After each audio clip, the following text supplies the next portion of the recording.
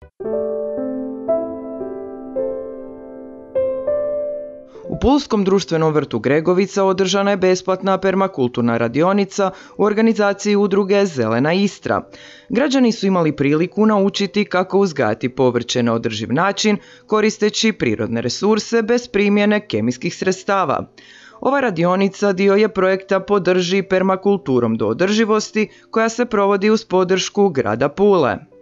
Vrlo smo zadovoljni za naše permakulturne radionice, odaziv je jako dobar, građani su vrlo zainteresirani, vjerujemo da svi žele upoznati alternative ovim takozvanim konvencionalnim načinima, odnosno svi shvaćamo da je potrebno koristiti što manje, odnosno ne koristiti kemikalije u poljoprivredi, okretati se nekakvim prirodnim načinima i tu nam permakultura zapravo pruža dobar odgovor i daje nam nekakvu podršku i uči nas kako uzgajati hranu bez upotrebe štetnih sredstava, ne samo za okoliš, nego onda i za ljudsko zdravlje.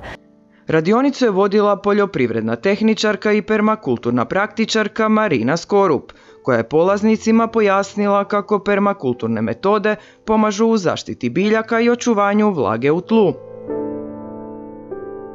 Danas smo imali radionicu permakulturni način sjetve ranih nekih kultura, to jest mrkve, peršina, paštrnjaka, lisnatog celera. Između su stavljali lučice, to jest kapulice male, stavljali smo ciklu, blitvu. U svakoj gredici, radili smo 2 gredice, u svakoj gredici je bilo između 6, 7, 8 kulture koliko nam je stalo. Mrkvu smo stavljali u kartone, kartone smo stavili kao oblika slova V koje smo napunili sa kompostom. Tu smo posijali mrkvu, pokrili smo opet sa kompostom i poslije smo sve to, po cijelu gredicu smo pokrili sa sjenom. Počeli smo sa prvo blitva, tako da blitva pa mrkva, pa je onda išao paštrnjak, pa je išao luk, na kraju je opet bila cikla.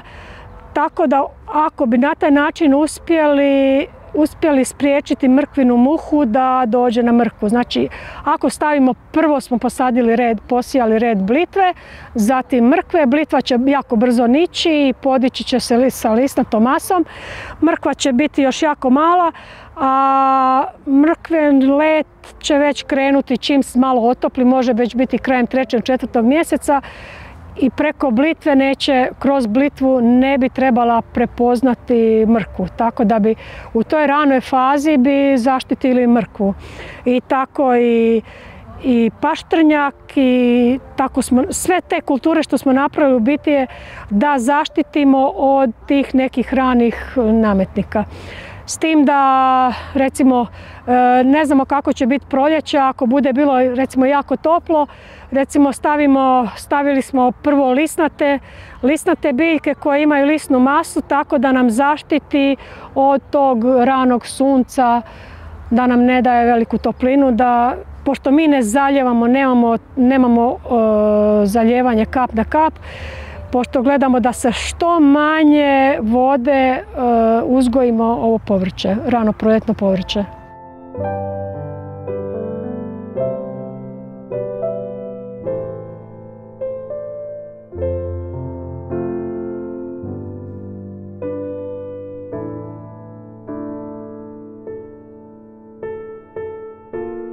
Mrkva inače voli hladnije za klijanje, dosta dobro hladnije vrijeme, a karton nam je inače izolator. On nam je izolator toplinski, a recimo za blitvu nema potrebe jer blitva će i ovako za par dana nići.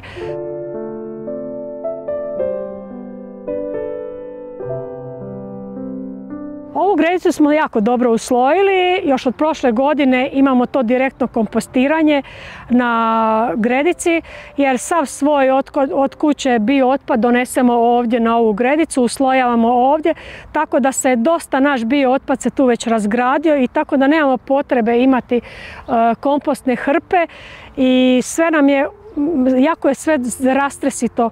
Pokrijemo sa slojem sjena, to se sve razgradi i nema potrebe tu kopati ni prevrtati zemlju, jer nam sve kvalitetno nam ostaje u ovom sloju na ovoj gredici.